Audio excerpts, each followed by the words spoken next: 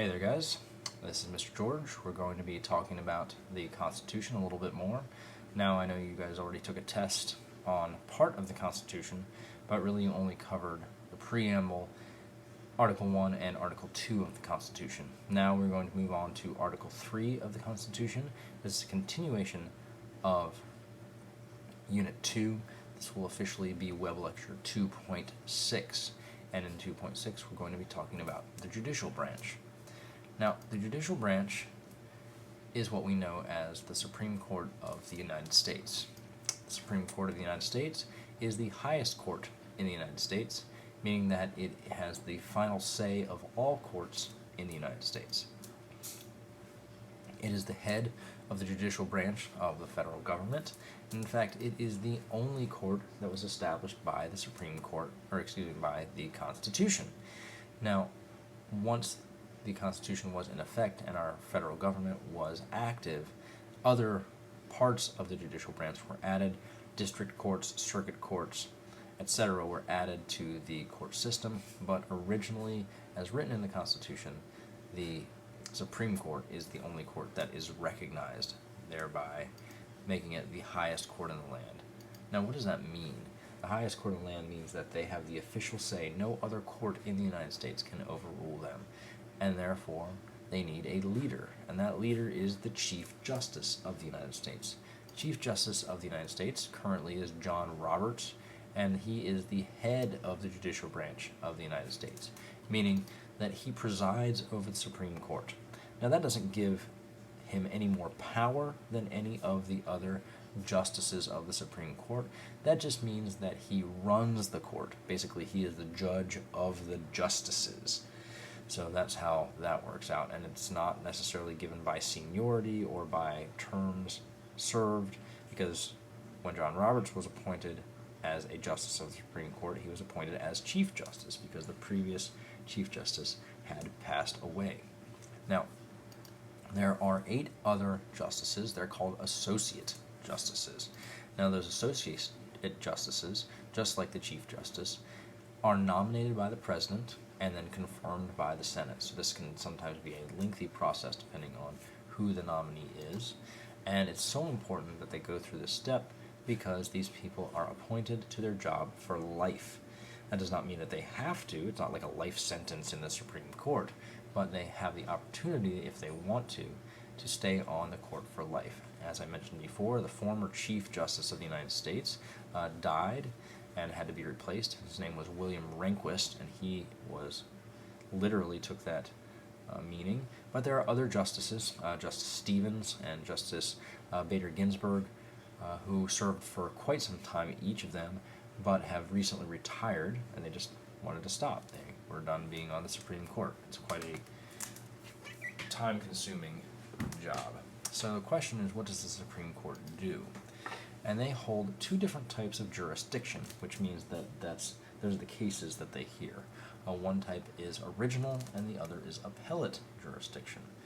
Now, normally they hear appellate cases, but on occasion they hear original jurisdictions. So what's that mean? That means that the court, the Supreme Court in this case, is the first court to hear such a case. This usually happens when there's a matter involving a state government or a federal government official. But normally they do not hear these kind of cases because most cases start off in a lower court. But if a lower court makes a decision and one of the parties in that case does not like the decision, then they can appeal that case, and therefore it becomes an appellate jurisdiction for the Supreme Court. So this is their ability to review and maybe even rule differently than other courts that had heard the case before. And as I mentioned, an appeal is a process that's initiated by one of the people or one of the parties in a suit, and if they're dissatisfied with the way that the other court decided, then they can appeal that case, usually to a higher court, and it can go all the way up to the Supreme Court. But once the Supreme Court rules on it, that is the end. There are no other rulings of any other courts once the Supreme Court has heard a case. Now, the Supreme Court also has one other important job, and this is basically its main check on the other 2 branches of government. This check is called judicial review. They have the power to declare federal or state laws, as well as actions of the federal and state executives, so president and governors. They can determine that their actions are unconstitutional. Now, that doesn't mean that they can just pick and choose what actions that these governments take, but that action, let's say it's a law that is created, has to be challenged in a court, sometimes, or usually in a lower district court, but sometimes for the first time in the Supreme Court. And the Supreme Court then can decide whether they think that the action of the state or the executive is constitutional or not. And that is their power of judicial review, very important power of the Supreme Court. And once that Supreme Court makes a decision, no other court can overrule that case. There is no appeal once the Supreme Court has decided upon a case. Now, that does not mean that the Supreme Court cannot be overruled.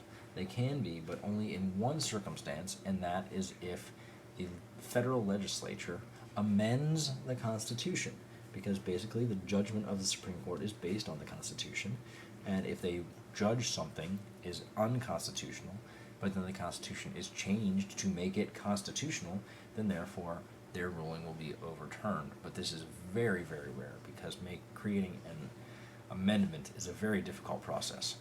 Now, one other part of the Supreme Court is what's called the writ of certiorari. Yes, again, that is certiorari. Not a term that I'm going to necessarily want you to repeat a lot, but certainly one that you will need to be familiar with. Again, the writ of certiorari is the Supreme Court's right to review cases that come from lower courts. So if they see a lower district court make a case or make a decision that they do not feel is either constitutional or there are other legal issues with their decision, the Supreme Court has the ability to bring that case to them and review it and maybe even decide differently on it based on what they've heard from both of the parties in the case. Now, the Supreme Court got its power not from necessarily the Constitution, but from, or one of its powers at least, not from the Constitution, but from a Supreme Court case. Now, this is one of the earliest Supreme Court cases. It's called Marbury versus Madison, and this is always how you will see Supreme Court cases written, then first name, V, and then a second name. So in Marbury versus Madison, this goes way back to the second presidency, John Adams. John Adams appointed Marbury as a circuit judge, and Madison, who came in as the Secretary of State for for Thomas Jefferson, who was president after Adams, did not allow Marbury's appointment to go through. So Marbury sued Madison, and it was brought to the Supreme Court. Now, that all is said to say that basically the Supreme Court felt that part of the law establishing certain justices, the Judiciary Act of 1789, part of it was wrong, and so they overturned part of that Judiciary Act. This was the very first time they overturned a law, and therefore it established the idea of judicial review. The fact that they could do that was established by a Supreme Court case itself. Now, another important case early on is McCulloch versus Maryland, and what this did is it ruled that the federal government, their power can overturn a state government action, or basically that the federal government trumps the state government's power, and that was established by the case of McCulloch versus Maryland, also an early case in our history, which is basically what established the power of the Supreme Court. Now, we will talk about probably another 10 or 11 Supreme Court cases, and that's why we've broken this into two sections, Unit 2 into two sections, one being the preamble and the first and second article of the Constitution, and then the second part being the third article, which is the Supreme Court and what it does, because a lot of the Supreme Courts are quite difficult, and I want to make sure that we are able to cover them sufficiently. And so here we are at the end of Web Lecture 2.6. Hope you enjoyed it, and I will see you in class.